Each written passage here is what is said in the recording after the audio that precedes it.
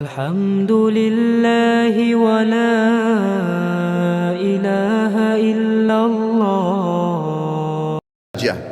Baginda Nabi besar Muhammad sallallahu alaihi wasallam tidak pernah menemukan momen-momen penting, di antaranya khutbah Jumat, dua khutbah hari raya Idul Fitri dan Idul Adha, juga pada saat akan mengirim pasukan atau dalam momen-momen yang lainnya pun, kecuali beliau selalu mengingatkan umat Islam agar memahami 3 ayat pentingnya patuh dan tunduk kepada Allah yang sudah saya bacakan tadi, dan juga bagaimana mereka dalam ibadah kembali kepada wahyu Al-Quran dan Sunnah.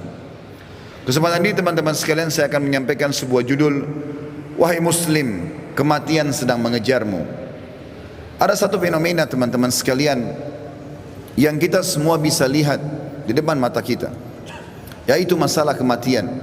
Risalah ini akan kami sampaikan kepada orang yang sehat dan sakit, orang yang kaya dan juga miskin, para pemimpin dan masyarakat, orang cerdas dan juga orang yang bodoh, laki-laki dan perempuan, anak kecil ataupun orang dewasa. Ingatlah saudaraku, kita akan mengakhiri kehidupan dunia ini. Ada batas waktu di mana kita semua akan meninggalkannya. Semua yang kita kumpulkan dari rumah yang mewah, kendaraan yang kita banggakan, pasangan hidup, apa saja dari pakaian, bahkan perlengkapan dan pernak-pernik kehidupan ini, semuanya akan ditinggal. Pasti kita akan meninggalkannya. Nabi SAW bersabda dalam sebuah hadis yang sahih, kalau anak Adam meninggal dunia, akan ikut bersamanya ke kuburan 3, keluarganya, hartanya dan amalnya, serta akan pulang 2, keluarganya akan pulang. Secinta-cintanya seorang istri pada suaminya, pasti dia tidak akan pernah menginap di kuburan itu, dia akan pulang. Cinta-cintanya seorang suami pada istrinya juga tidak akan tinggal menemani istrinya di kuburan. Orang tua dengan anak, teman dengan temannya, bawahan dengan atasannya, semuanya akan meninggalkan kuburan tersebut. Begitu juga dengan harta, mobil semewah apapun hanya diparkir di pagar kuburan. Setelah itu akan dibawa pulang menjadi warisan. Yang tinggal bersama kita hanya satu, amal kita, yang selama ini selalu kita lalaikan. Mikrofon masjid dengan keras, panggilan dari Allah, hayya 'alas shalah, hayya 'alal falah, ayo salat, ayo menuju kepada kemenangan, kita lalaikan. Orang miskin yang mengetuk-ngetuk kaca mobil, di sebelah rumah orang miskin tidak makan, mengulurkan tangannya, lalu syaitan membisikkan kuping kita mengatakan orang itu masih muda, masih kuat, lalu kita mengiyakan syaitan sehingga kita tidak mengeluarkan sedekah tersebut. Al-Quran hanya menjadi hiasan, berbangga-bangga dengan kertasnya, dengan sampulnya yang bagus, penerbitnya yang dikenal, atau yang best seller yang dijual di pasar-pasar. Bukan lagi berfungsi sebagai ayat-ayat Allah, peringatan yang harus dibaca dan jadi prinsip hidup, hanya menjadi sebuah kenangan saja. Begitu juga dengan orang tua yang dilupakan, hanya kena jabatan yang sudah naik, harta yang sudah mulai melimpah, memiliki pasangan yang cantik, anak-anak yang banyak, sehingga orang tua di kampung halaman dilupakan. Telepon pun hanya setahun sekali. Tidak ada lagi kejar pahala dan surga dari kedua orang tua. Padahal seorang salafus saleh pernah menemukan salah satu orang tuanya meninggal, lalu dia menangis terisak-isak. Kemudian murid-muridnya menanyakan, kenapa anda menangis?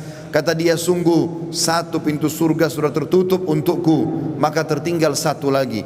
Dan sekian banyak fenomena dalam kehidupan kita yang kita lalaikan, saudaraku seiman. Dengarkan dan renungi baik-baik bagaimana Allah mengingatkan dalam kitabnya tentang masalah hari pulang ini. Yang pertama disebutkan di dalam Al-Quran surah Al-Baqarah ayat 281. Allah berfirman, dan kekal ditilawakan oleh orang-orang beriman sampai hari kiamat. A'udzu billahi minasyaitonir rajim. Wattaqu yawman turja'una fihi ila Allah, thumma tuwaffa kullu nafsin ma kasabat wa hum la yudhlamun. Takutlah kalian, persiapkanlah diri kalian, fikirkanlah baik-baik, masuk semua dalam makna wattaqu. Hati-hatilah kalian dengan hari di mana kalian akan dikembalikan kepada Allah. Kemudian setiap jiwa akan diberikan balasan dan laporan dari amal-amalnya, baik ataupun buruk, dan mereka tidak akan dizalimi sedikit pun. Kalau hari ini teman-teman kita melihat seseorang kerabat kita, teman sejawat kita, partner bisnis kita dibungkus dengan kain kafan dan meninggal, dan kita mengantar ke kuburan sebagaimana mungkin itu sudah pernah kita lakukan, maka satu waktu nanti kita yang akan diantar. Teman-teman sekalian masih malas sholat, sholatlah teman-teman sebelum anda disolati oleh orang-orang. Banyak orang meninggalkan saf pertama masjid, padahal itu keutamanya sangat besar, tapi dia menunggu dia akan disolati di saf pertama pada saat meninggal dunia. Ini kerugian, penyesalan akan datang terakhir, saudaraku seiman. Dalam ayat lain Allah berfirman dalam surah Al-Baqarah ayat 48, A'udzu billahi minasyaitonir rajim. Wattaqu yawman la tajzi nafsun an nafsin syai'a wa la yaqbalu minha syafa'atun wa la yu'khadhu minha 'adlun wa la hum yunsarun. Hati-hatilah kalian, perhatikan baik-baik, renungi baik-baik kata Allah, hari di mana tidak ada lagi jiwa bisa membantu jiwa yang lain, dan tidak akan diterima lagi rekomendasi-rekomendasi, pertolongan-pertolongan, dan juga tidak akan pernah ada yang bisa memenangkan. Di dalam ayat yang lain juga Allah mengingatkan surah Luqman, surah nomor 31 dalam Al-Quran ayat 33. A'udzu billahi minasyaitonir rajim. Ya ayyuhan nas ittaqu rabbakum wakhshaw yawman la yajzi walidun an waladihi wala mauludun huwa jazin an walidihi syai'a inna wa'dallahi haqqun fala taghurrannakumul hayatud dunya wala yaghurrannakum billahil garur. Artinya, hai sekalian manusia, wahai manusia, Allah panggil. Dan saya ingatkan lagi di atas mimbar ini, Allah memanggil semua kita tanpa mengenal sukunya, bangsanya, jabatannya, status sosialnya, ataupun laki-laki dan perempuan, muda ataupun tua. Allah mengatakan, wahai manusia, takutlah kalian kepada Tuhan kalian, dan khawatirlah terhadap hari di mana tidak akan ada lagi pertolongan, tidak ada orang tua bisa menolong anaknya, dan tidak lagi anak-anak bisa menolong orang tuanya. Sesungguhnya janji Allah pasti benar. Jangan kehidupan dunia melalaikan kalian, dan jangan sampai kalian terlalaikan. Allah subhanahu wa ta'ala mengingatkan di ayat yang lain surah Al-Muzammil, surah nomor 39 ayat 17 sampai 19. Allah berfirman, A'udzu billahi minasyaitonir rajim. Fa kaifa tattaquna in kafartum yawman yaj'alul wildanu shiba. Bagaimana kalian bisa memungkiri hari di mana anak kecil pun bisa menjadi tua tiba-tiba? As-sama'u munfatirum bih, pada hari kiamat nanti maka langit-langit pun akan pecah. Kana wa'duhu maf'ula, dan itu janji Allah pasti akan terjadi. Inna hadhihi tadhkirah, ini adalah peringatan yang sangat bermanfaat. Faman syaa'a attakhadha ila rabbih sabila, siapa yang berakal maka dia segera mengambil jalan menuju ke Tuhannya. Saudaraku seiman, ada seorang soleh dulu kaya raya di zaman tabi'in di Irak. Dia lagi duduk di kebun kurmanya. Orang ini kebetulan sering ibadah, rajin sekali ibadah. Satu waktu dia pernah lalai beribadah. Ada beberapa waktu dari amal-amal sunnah yang dia tinggalkan, bukan amal wajib. Lalu kemudian di kebun kurmanya dia duduk, dan sering kali dalam beberapa hari di mana dia lalai itu, dia mengurus pegawainya memetik kurma-kurma yang masih segar, ditaruh di depannya, lalu dia menyuruh semuanya bubar untuk dia nikmati sendiri kurma itu. Pada saat dan kebunnya ini ditutup dengan pagar yang sangat tinggi, tidak ada yang bisa masuk, penjaga yang sangat ketat. Maka pada saat dia lagi duduk menikmati kurma tersebut, tiba-tiba di depannya semak belukar ya, bergerak seakan-akan ada orang. Maka dia sambil marah mengatakan, siapa kamu? Begitu beraninya kamu masuk ke dalam kebunku tanpa izin. Maka tiba-tiba keluar dari semak belukar tersebut orang yang dia tidak kenal. Lalu orang itu mengatakan, sesungguhnya aku adalah sosok yang tidak butuh izin untuk datang ke tempat siapapun. Aku sosok yang selalu ditakuti oleh seluruh raja-raja dan orang-orang yang membongkok atau menyombongkan diri. Aku sosok yang selalu kalau datang tidak pernah terlambat dalam menyelesaikan urusanku. Maka tiba-tiba orang soleh dan kaya ini menundukkan matanya yang tadinya melotot karena merasa marah, tiba-tiba dia ketakutan. Lalu dia mengucapkan kalimat, apakah Allah masih memberikan aku kesempatan untuk kembali? Maka dia pun, orang itu pun mengatakan, masih ada beberapa waktu untukmu, maka bertaubatlah. Tiba-tiba orang itu menangis, kemudian dia angkat kepalanya, orang yang tadi menyampaikan berita itu sudah hilang. Teman-teman sekalian, kita tidak butuh menunggu kita sakit masuk ke ruangan ICU baru mati. Kita juga tidak butuh teman-teman sekalian untuk menjadi tua dan ubanan semua rambut kita baru kita meninggal dunia. Kita tidak butuh tiba-tiba teman-teman stroke ataupun tubuh kita melemah atau kulit kita keriput baru kita meninggal dunia. Berapa banyak anak kecil yang masih muda pada saat ajalnya datang semuanya meninggal dunia. Mati fenomena yang tidak bisa kita menghindar darinya. Perhatikan baik-baik, Allah berfirman di dalam surah Al-Imran, surah nomor 3 ayat 185. A'udzu billahi minasyaitonir rajim. Kullu nafsin dha'iqatul maut wa innama tuwaffawna ujurakum yaumal qiyamah. Faman zuhziha 'anil nari wa udkhilal jannata faqad faz. Wa mal hayatud dunya illa mata'ul gurur. Semua yang bernyawa pasti merasakan kematian, dan mati adalah terlepasnya ruh dari jasad seseorang dan pindahnya dia ke alam abadi akhirat sana. Dan setiap jiwa akan diberikan balasan pada hari kiamat sesuai dengan amalnya. Maka siapa yang bisa diselamatkan pada hari kiamat dari api neraka kemudian masuk ke dalam surga, sungguh dia telah beruntung. Ketahuilah, kehidupan dunia hanyalah kehidupan yang menipu belaka. Di dalam ayat lain Allah mengingatkan juga dalam surah Al-Anbiya, wahai para olahragawan yang merasa badannya berotot, kuat, segar, atau orang-orang yang menjaga kesehatannya dengan vitamin yang mahal, tidak akan bermanfaat pada saat ajal datang.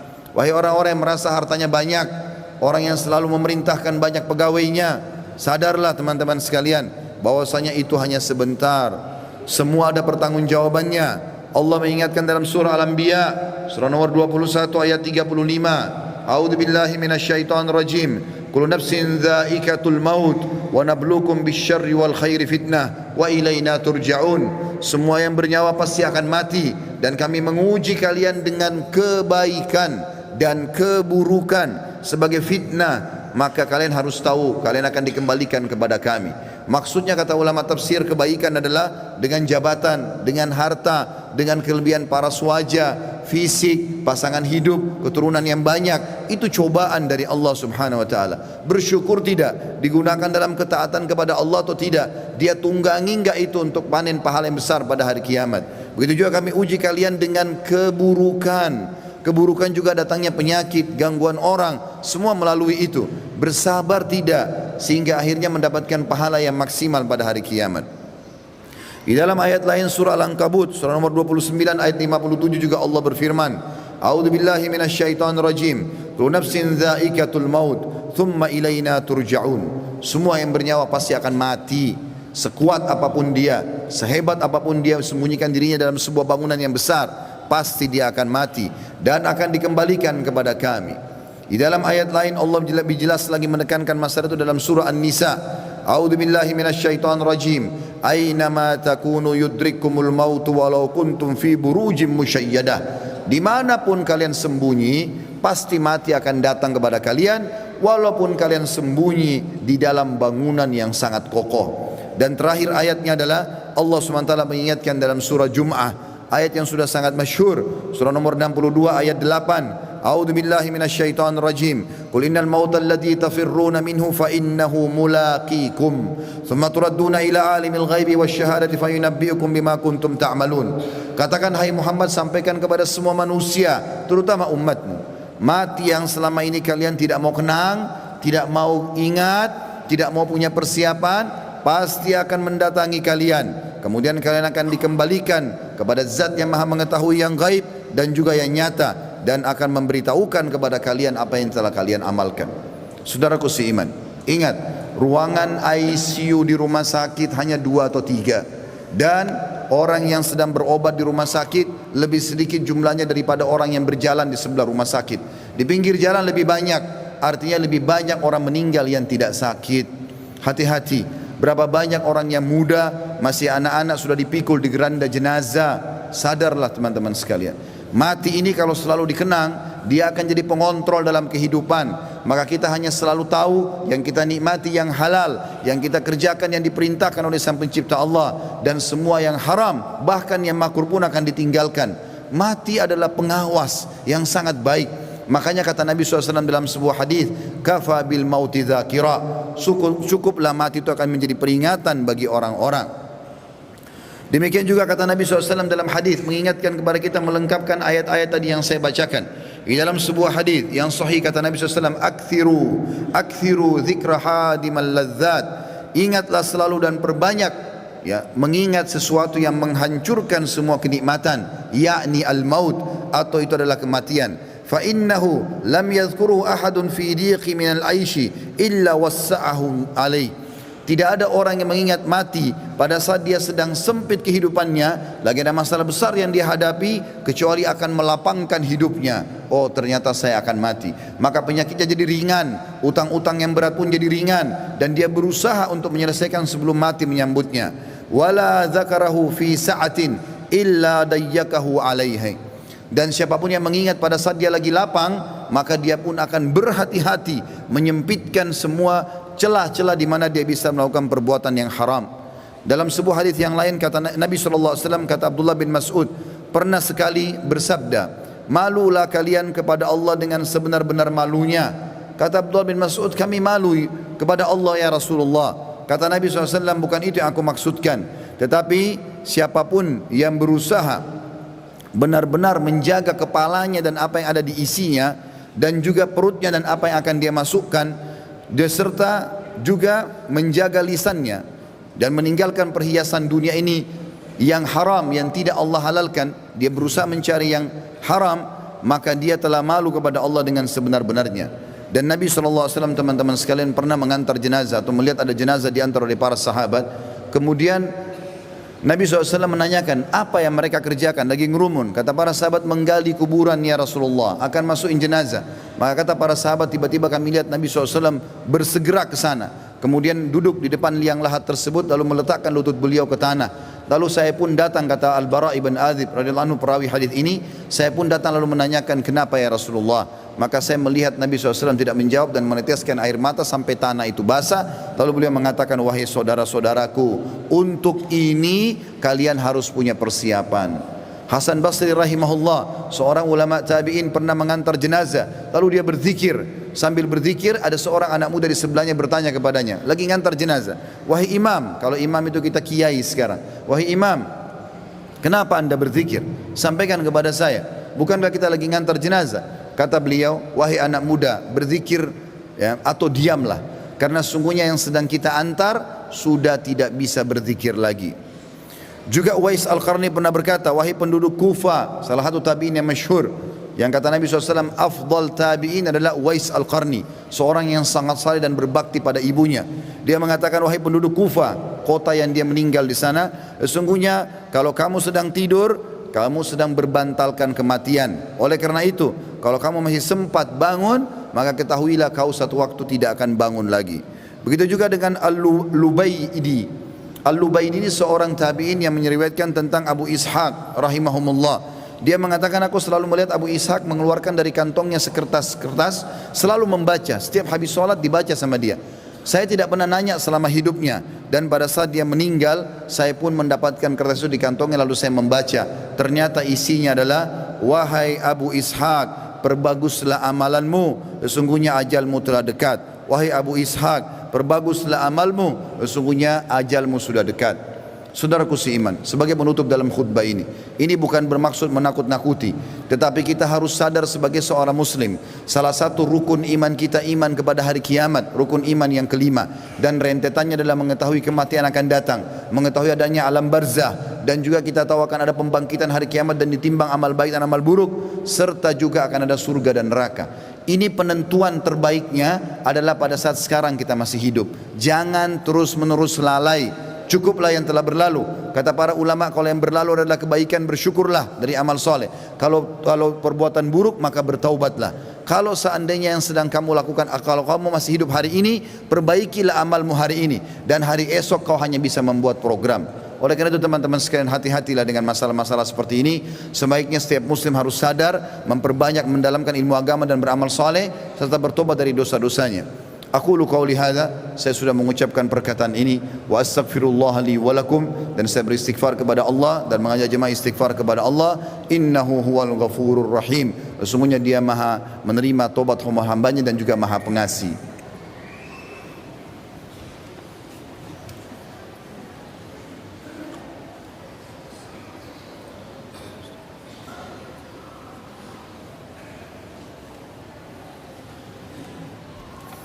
Alhamdulillah wassalatu wassalamu ala rasulillah Segala puji bagi Allah Subhanahu wa taala, juga salawat dan taslim kepada Nabi besar Muhammad sallallahu alaihi wasallam. Sebelum berdoa teman-teman sekalian, Uthman bin Affan radhiyallahu anhu di masa akhir hidup beliau, Uthman bin Affan tidak ada seorang muslim pun mungkin yang tidak mengenalnya, anak mantu Nabi sallallahu alaihi wasallam dan dijamin baginya surga. Pernah membaca ayat tentang kuburan, hatta zurtumul maqabir. Kemudian beliau menangis, meneteskan air mata sampai pipinya semua basah, jenggotnya basah, dan Qur'annya pun yang dia pakai baca basah. Sampai karena tidak tahan lagi dia pingsan. Istrinya datang membangunkan, tidak bisa bangun. Lalu istrinya memanggil beberapa sahabat yang masih hidup waktu itu, kemudian mengatakan, coba lihat Uthman. Mereka pun datang membangunkan, tidak bangun. Sampai dipercikan air berulang kali, barulah Uthman bangun. Lalu ditanya oleh beberapa sahabat, wahai Uthman, kenapa anda sampai pingsan baca Al-Quran? Kata dia, saya membaca ayat tentang kuburan, maka saya pun ketakutan. Maka kata orang-orang di sekitarnya, apakah kamu takut sementara kamu ini siapa? Anak mantu Nabi SAW, dapat jaminan surga, dan sudah banyak sekali hadis-hadis yang merupakan keutamaan kamu. Maka Uthman mengatakan, betul yang kalian ucapkan, Nabi SAW menjamin bagiku surga, tapi Nabi SAW tidak menjamin bagiku kuburan. Mungkin aku disiksa dulu, kemudian baru aku menuju ke sana. Oleh karena itu teman-teman sekalian, tidak ada jaminan bagi seseorang kalau dia akan selamat, dan yang akan menyelamatkan dia hanya diri dia sendiri. Makin ikhlas, makin banyak amal, maka makin selamatlah dia. Ada hadis Nabi SAW tentang hari Jumat, dua buah hadis yang memerintahkan kita untuk berdoa. Yang pertama teman-teman sekalian adalah hadis riwayat Imam Muslim. Kata Nabi SAW, hari Jumat ada waktu pasti diterima doa. Dan itu kata Nabi SAW, kejarlah pada saat imam atau khatib sedang duduk di khutbah kedua sampai diiqamahkan solat. Makanya semua khatib-khatib di mimbar kaum muslimin pasti berdoa di khutbah kedua, karena tahu itu waktu mustajab. Dalam hadis yang lain riwayat An-Nasai, kata Nabi SAW, Jumat 12 waktu, dari subuh sampai maghrib. Tidak ada seorang muslim yang berdoa di 12 waktu itu kecuali diijabah oleh Allah, dan perbanyak doa selepas asar sampai terbenam matahari. Maka jangan sia-siakan dua waktu ini. Sekarang kita hadirkan hati dan fikiran kita untuk berdoa kepada Allah Subhanahu wa taala, semoga Allah kabulkan. Dan sebentar selepas asar sampai menjelang maghrib, maka berdoalah dan sampaikan hajatmu hai saudaraku kepada Tuhanmu, karena Tuhanmu Maha Pengampun dan Maha penerima taubat hamba-hambanya.